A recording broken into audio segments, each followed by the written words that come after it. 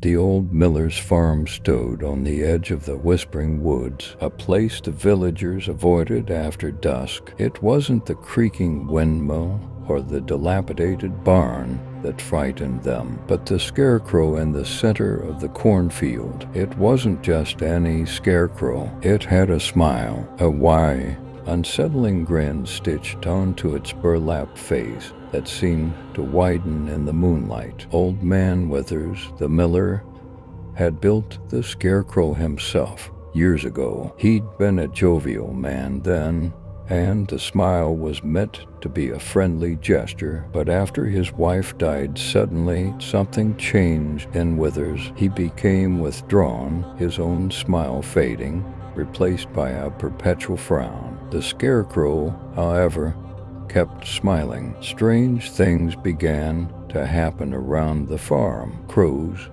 normally a nuisance, avoided the cornfield entirely. Livestock would become skittish near the field's edge, their eyes wide with fear, and on moonless nights, whispers carried on the wind, whispers of a chilling laughter echoing from the corn. Children dared each other to run to the edge of the field and back, claiming they'd seen the scarecrow move, its head tilting as if watching them. They spoke of its eyes to black buttons that seemed to follow their every move. One boy, Timmy, swore he saw the smile twitch, becoming wider, more menacing. One autumn, a young woman named Elara came to the village. She was a writer drawn to the tales of the haunted farm. Skeptical by nature, she dismissed the villagers' fears as superstition. She decided to spend a night in the abandoned miller's house, determined to uncover the truth behind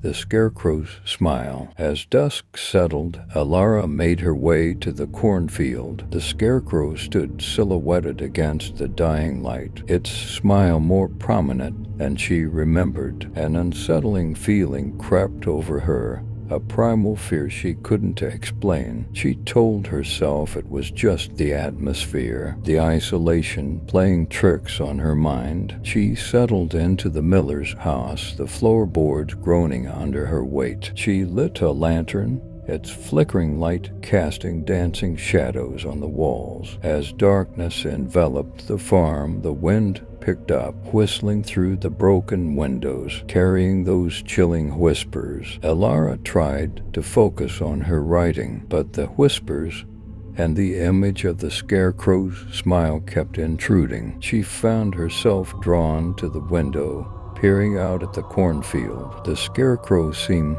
closer now, its smile mocking her. Suddenly, a loud bang echoed from downstairs. Elara's heart pounded in her chest. She grabbed the lantern, her hand trembling. She slowly made her way down the creaking stairs, each step echoing in the silence. The source of the noise was a loose shutter banging against the house. Relief washed over her, but it was short-lived. As she turned to go back upstairs, she saw it. Standing in the doorway, bathed in the moonlight, was the scarecrow. It wasn't the same scarecrow she had seen in the field. This one was different, taller, for one, and its smile was no longer stitched on. It was real, stretching across its face in a grotesque parody of happiness. Its button eyes gleamed with an unnatural light. Elara screamed, dropping the lantern. The room plunged into darkness. She stumbled back, tripping over a loose floorboard. She scrambled to her feet, desperate to escape. The scarecrow moved with an unnatural speed, blocking her path. It reached out with a long, spindly arm, its touch sending a chill down her spine. She could smell the musty scent of burlap and decay. She closed her eyes, bracing for the worst, but it never came. Instead, she heard a sound, a soft rustling like dry corn stalks swaying in the wind. She opened her eyes. The scarecrow was gone. Elara didn't wait. She fled the house, running as fast as her legs could carry her, not stopping until she reached the village. She never looked back. The next morning, she told the villagers what she had seen. They weren't surprised. They had known all along that the Scarecrow was more than just a figure of straw and cloth. They had known